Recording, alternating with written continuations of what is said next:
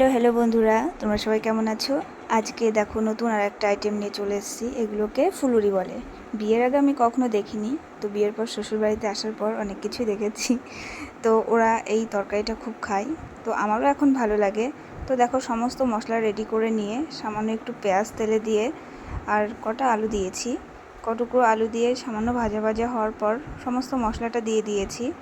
আর কালারের জন্য সামান্য একটু কাশ্মীরি কালারটা দিয়েছি, তো এটা অপশনাল, দিতেও পারো নাও দিতে পারো।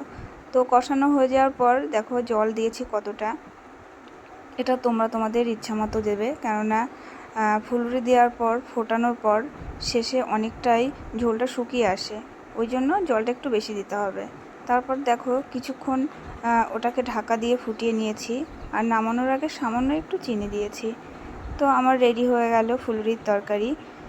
এই দেখো, ঠিক আমি এই রকম নামিয়েছিলাম, যেটা দেখতে পাচ্ছ 10 মিনিট পর এরকম থাকবে না, 10 মিনিট পর দেখো শুকিয়ে এমন হয়ে গেছে। তো আমার মতো তোমরাও বাড়িতে ট্রাই করে দেখো, আশা করি ভালো লাগবে।